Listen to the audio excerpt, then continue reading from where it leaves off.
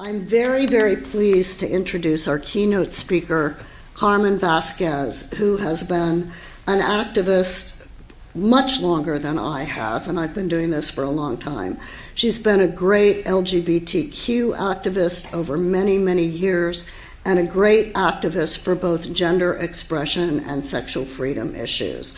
I'm not going to read her entire resume, which is printed on the inside of the booklet, but I do want to point out that she's currently the co-chair of the board of directors of the Woodhull Freedom Foundation, which is an organization that focuses on sexual freedom as a human right.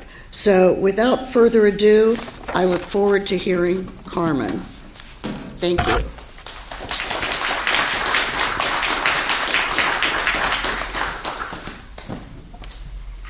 Thank you, Judy. Thank all of you. This place is an old stomping ground of mine. Spent 9 years with the LGBT Community Center, and it's nice to be back. So I want to offer some definitions to start my presentation today, because I want you to know what I mean by sexual silence and consent. And I'm not a lawyer, so the definitions I offer come straight out of Webster's. Consent, compliance, or approval of what is done or proposed by another, specifically the voluntary agreement to or acquiesce by a person of age with requisite mental capacity who is not under duress or coercion and usually has knowledge or understanding.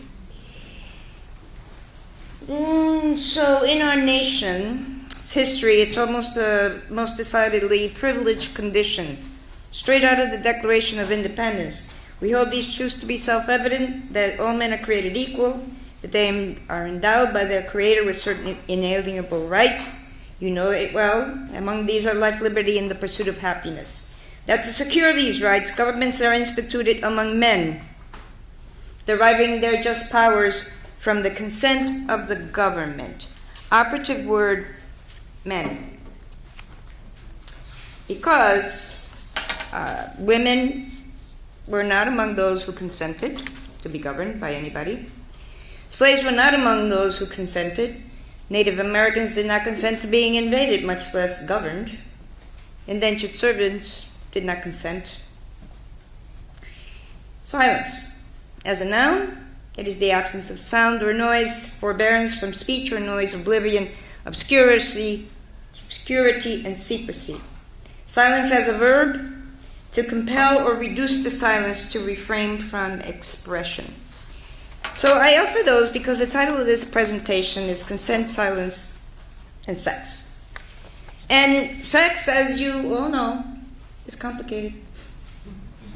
Extremely so.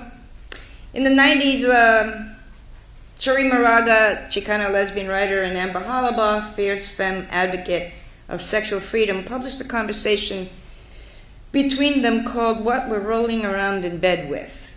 And the essence of that conversation is that when we do have sex, we don't stop being Puerto Rican, or black, or white, or cis, or transgender. We don't stop being poor or rich. Our histories of sexual abuse don't disappear.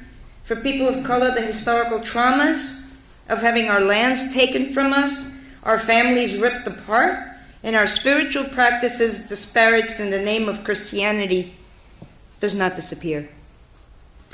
All of it is what we're rolling around in bed with, and why sex is complicated. I have insisted on a public discourse on sex and desire for over, well, I don't even know now, 40 years, I guess, for reasons that are both personal and political. I've done so for reasons that have to do with my race, my family, and my queerness. I've done so because it's not possible to heal from the stigma attached to our sexuality, queer sexuality, kink sexuality, BDSM sexuality, and all the harm it has done to us as individuals and a community without talking about sex. As a lesbian butch queer, I have found it absurd that anyone would not see the political, religious, and cultural condemnation of our sexuality as central to our oppression, no matter what color or race you are. And people say it. People say Is that about sex? And I'm like, really? What's it about? As a lesbian, butch, queer person, I have found it absurd that we say things like that. When I speak with LGBT people who think that sex and sexual repression is a personal matter, I'm really just dumbfounded. Have they no understanding of why we have been burned, drowned, hung, and gassed throughout the centuries? What is it that they think motivates the murders of our sisters and brothers everywhere in this country and in many other countries? Are we unaware of the sexual abuse suffered by female African slaves at the hands of their owners? What was the most ubiquitous rationale for lynching black men, if not their alleged lust for and rape of white women? Have we no memory left of the rape of Native women on every continent of the New World? Are we unaware of the objectification of the hot Latino or Latina? Are young men and women from Southeast Asia and the Pacific Islands still not being bought and sold into sexual slavery today? Sex as a tool for power and control has been with us since Columbus got lost and hit the shores of Hispaniola. The Europeans brought it with them along with their guns and their germs. Basically, I'm saying that it is not possible to struggle for liberation and justice, consent in sexuality and in other parts of our lives without understanding the centrality of sexual oppression and repression that has been, buttressed by religious and cultural stigma for centuries. I'm getting an echo. Stop it. Bertolt Brecht. I always have a hard time saying that name. If you can control the people sexually, you can control them absolutely. My own journey, like most of yours, begins with family. Family is where the heart starts beating, where it heals, and where it is first broken. Mother brings you home, her bundle of joy. Mother strokes you and sings to you, kisses the scrape on your knee, makes you sopa de leche, that's rice soup for you non-Spanish-speaking people. Swings you in the cradle of her heart. Mother leaves you with a key in your hand and your heart pounding against your chest, your throat dry, and fear creeping through your belly. Will she ever come back? Daddy throws you in the air and catches you, and you're screaming with glee every time. Daddy rides you on his shoulders and teaches you how to play baseball, like the little man on TV called the Yankees, whom I'm going to go watch later today. Daddy stubble tickles your cheek. Can you still hear me? Yes. And he crushes your skinny bones to him, calls you baby doll. Daddy beats you with the belt, long, thick welts on your back, but you shed no tears. Big girls don't cry. That's it. I cry all the time. I cry remembering the joy and innocence, the fear and pain of my own family and growing up. And being queer, I don't think makes it worse or better. Everyone first gets wounded in the very place they expect to find comfort and safety. It's just that most of us queers don't go back.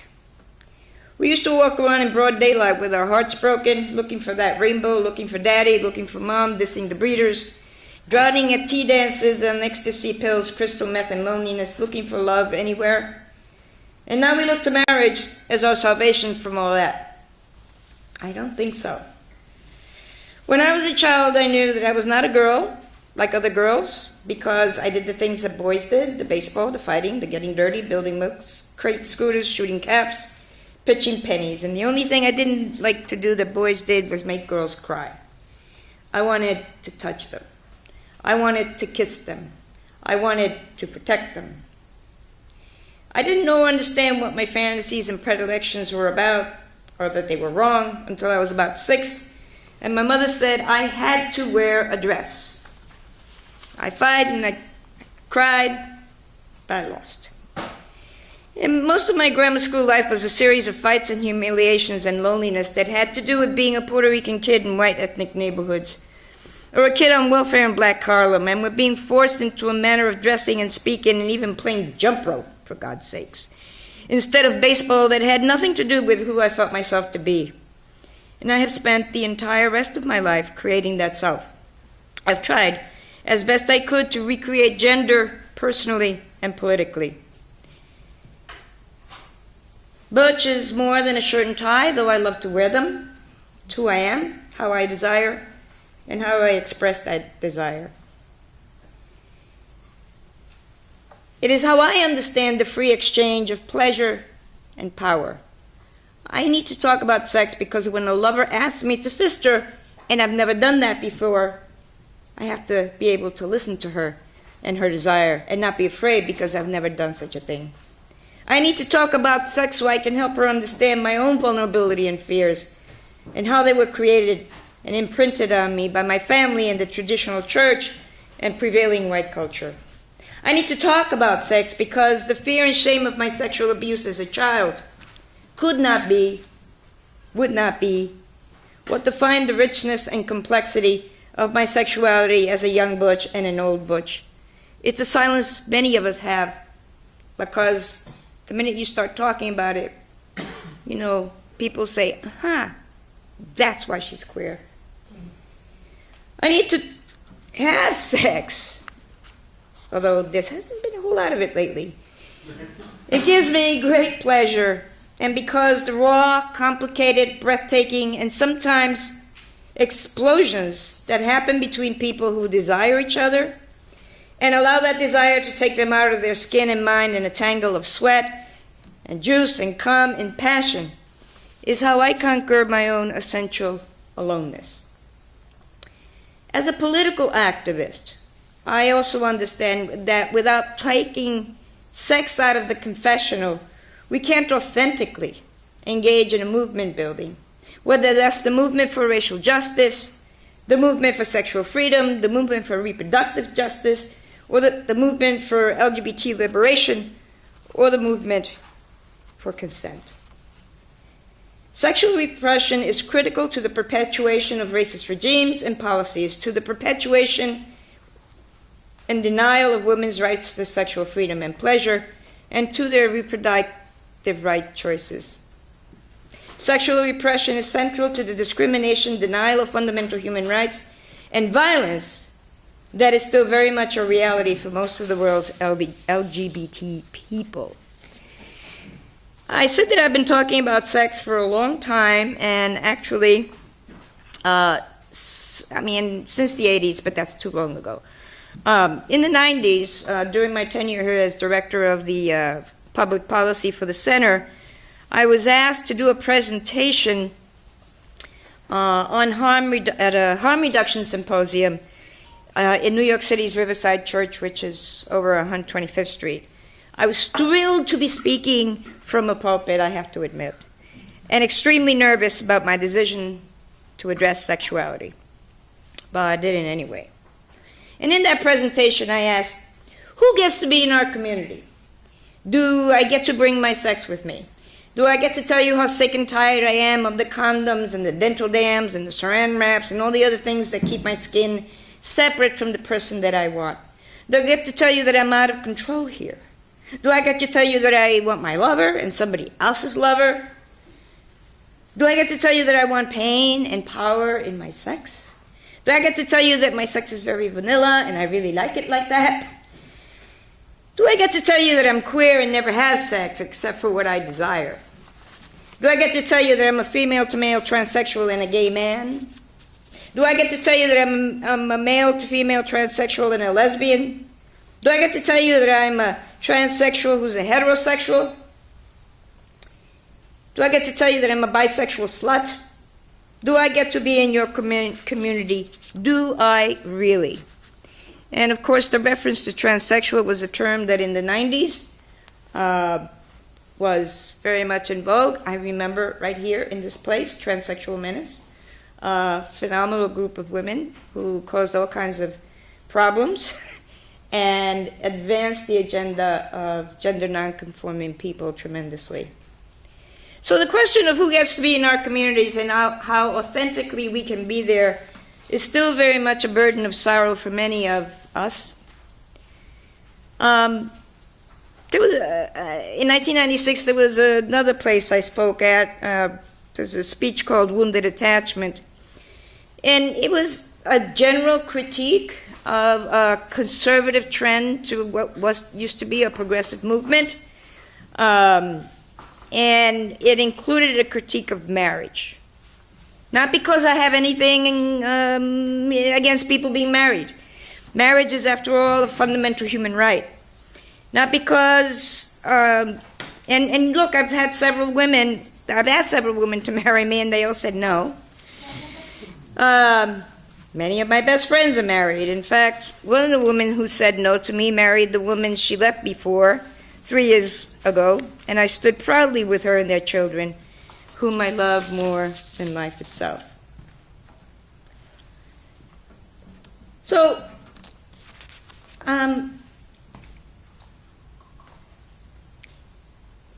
Foucault, he talked about sex as a public conversation, and that were also a key to understanding the truth about ourselves. And I think, yeah, maybe that whole thing about, certainly the public discourse, I understand, but it's used more to sell cars and beer and football games than it has anything to do about understanding ourselves. And that's particularly true in what I call a nation of sexual stutterers. We just don't talk about it. We do here, we do in private. It's very difficult to have this conversation in public places. Can you defend abortion rights and talk about sex? No, not in Texas and not in a lot of other places in this country. Can you defend the right of same-sex couples to marry, as people did, and talk about sex? Never. Can you promote safe sex and use explicit sex images and language? Not if you want funding from the CDC. Can you enjoy the raunchy sex on Orange is the New Black? Sure, because they're not real people. They're in prison. It's not kink or BDSM. All that silencing has a real impact on all of us. It has a threatening consequences for poor and marginalized people for whom consent is simply not a reality. Closer to home, we are fortunate to be looking at the very real possibility of ending AIDS as an epidemic with a projected goal of 750 or fewer new infections by 2020. And I ask that we consider who those people will be. What degree of consent does a black trans woman working to make a living as a sex worker have when her trick wants sex without a condom? And that could be said for any woman who's working for a living as a sex worker that is still criminalized in this country. To what degree are young girls given the right to consent? Does she have the language, the support of school and administration, or even her peers, the support of her government? You just go ask Betsy DeVoe. What is the meaning of consent for a queer, homeless youth? And they make up somewhere between 30 and 40% of most urban populations, people who are homeless. That's a lot of queer homeless youth, many of whom turn to sex work, drug use, and all manner of things that put them at enormous risk for violence, for HIV, for STDs. Where is the opportunity for consent when a woman whose economic life and capacity to care for her children are dependent on the husband who feels entitled to rape his wife whenever he pleases? And if she doesn't consent, it is rape. But how does she consent? How does she not consent? What are her options? You know, I'm not naive enough to think that a simple exchange or change in our willingness to talk about the pleasure and consequences of sex will slow down world population growth, cure AIDS and other sexually transmitted diseases. that, the World Health Organization has AIDS infections at 35 million worldwide. And as I said before, we're a lot more fortunate in the United States because of the prevention work that we have done and the advocacy work that we have done. But 35 million people worldwide with a disease that is preventable, right? But if you are the wife of a person in Africa who has spent her life in service to her husband, how do you manage safe sex? How do you manage consent?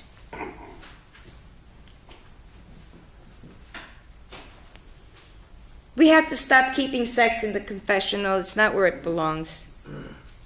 Because keeping it there will make policy change incremental and ineffective.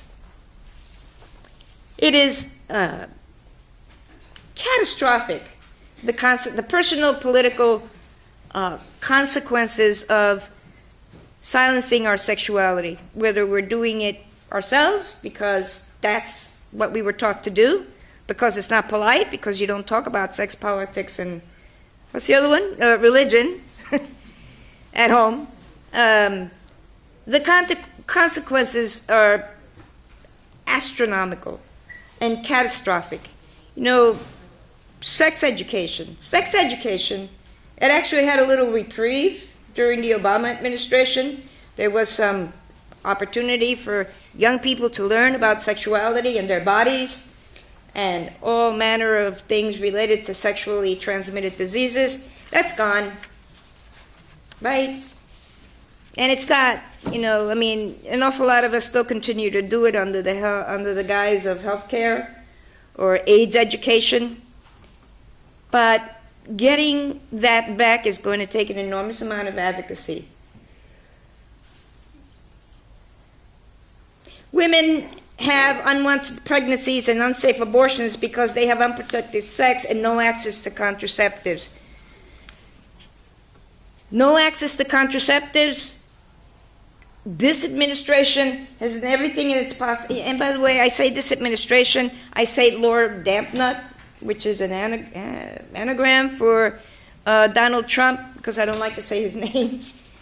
But this administration, as you well know, is killing the possibilities of people having access to contraception, to the right to make, to choose to have an abortion. And from a reproductive justice perspective, it isn't just the right to choose to have an abortion, it's also the right to choose to have a child.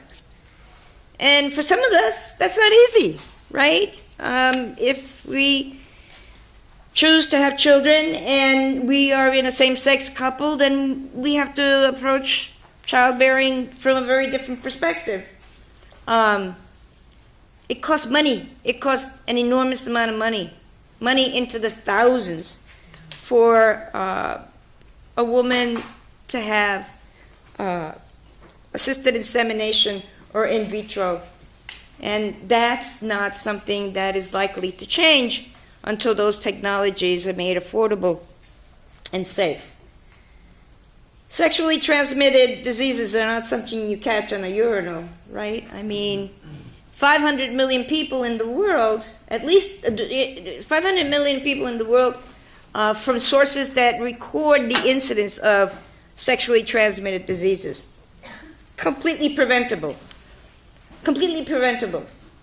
But the information, the ability to talk about what causes sexually transmitted diseases, that is not something that most people in the world have easy access to. We don't even here in the United States. Policymakers, government officials, and activists engaged in day-to-day struggle to make safe sex for millions of people. We need to be explicit and unrelenting in our pursuit of sexual health education and contraception as a human right and obligation, not something that anyone can opt out of because a parent or a minister is still stuck in the 19th century like Betsy DeVos. I think she's one of my favorite sort of targeted people to target these days because she's so awful. I mean, she's looking to defend the rights of assailants, okay, in assault cases, on campuses. Where's her head?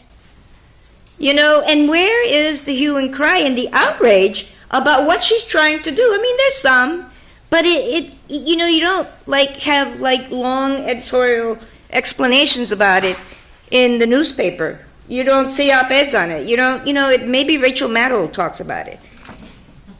But it's mostly something that is silent. We need to put an end to the absurdity of abstinence-only policies here and everywhere. They don't work. They run contrary to human nature and represent the worst of confessional, fear-driven approaches to both population control and disease prevention. It is human suicide. It's literally killing our people, and we need to stop it. You know, there's a daily reference to terrorists in our news. And as a lesbian, a woman, and a person of color, I'm fully aware of actions intended to terrorize by instilling fear. I grew up, came out as a baby butch, I don't know, late 60s. And I remember what it felt like to hide or to be hidden by my older femme friends because of the possibilities of raids. I have very vivid memories of being assaulted because I was wearing a tie. A tie! It's a fucking piece of silk cloth. But it outrages people, right? So, I know what it feels like to disguise my appearance and from those who would do me harm. I know what hiding feels like. I know the numbing waves of rage that flow through me when people murder gay boys and transgender people, whose only sin is a desire to love and the hope of living and working in the light of day without fear. I know that terrorists are not just desperate and hate-filled people living in caves thousands of miles away. They're right here at home. They wear hoods and burn crosses on lawns. They wield baseball bats or knives. They murder people whose gender and sexual orientation frightens or disgusts them. They bomb churches and synagogues and mosques and cemeteries. They deface cemeteries. They bomb women's health clinics and stalk abortion providers and shoot them in the back. They aim their cars at demonstrators in Charlottesville with intent to kill. So none of that ought to keep any of us from a lifelong commitment to sexual health and sexual freedom. And what I need to say, why I've been talking about the silences that we have had historically around our sexuality, is that without an open and free discussion of our sexuality, what we like, what we don't like, what we prefer, there is a hugely lessened possibility for real consent. That the conditions in your life, you know, if you're in prison, the options for consent, despite what goes on in Orange is the New Black, are extremely limited. If you are poor, your options are extremely limited. And so I want us to understand that those are the circumstances that we need to choose the path of sexual freedom and social justice with an unrelenting push to lift the shame and veil and secrecy over sexuality from the public domain. To speak to educators, legislators, judges, and doctors about the need that we all have to engage in this very fundamental human right as a celebration of our spirit, and not something we need ever take back to the confessional. Something that, and I said earlier that, you know, I didn't oppose marriage because whatever, you know, I mean, it's fundamental human right. I oppose it because I don't think it's central to our oppression. Our sexuality is central to our oppression. You know, people don't go around burning people, killing people, because they love people. because we love people, because we want to have committed long-term relationships. No, I'll tell you what, I think the real reason that LGBT people, people of different sexual expressions and gender identities are targeted is because our sex, the sex that we choose to have, is for pleasure. It is not for reproductive, whatever, consequences. We're having sex because we want to have sex, because we desire it, because it's fun, not because we want to have children. And this link between sex and reproduction, it's ancient. I mean, it is what drives sexism. It is what drives homophobia. It is what drives people to the point of murder, because they don't want that link broken. They want the link between sex and reproduction to remain intact. No room for BDSM, sorry. No room for kink, sorry. No room for queer sex, no matter how vanilla it is, because it's not intended for reproductive reasons. And we need to be talking about that. We need to understand the connection between who we are, what we advocate for, and the reproductive justice movement, between ourselves and the movement, to end domestic violence. Talk about consent. It's Domestic Violence Month next month. It's Consent Month this month. I'm looking forward to a consent and domestic violence month together, right? Because there's huge, huge connections between the work that both of those communities are trying to do. And I'm hoping, I beg of you, to make those connections more explicit and more profound.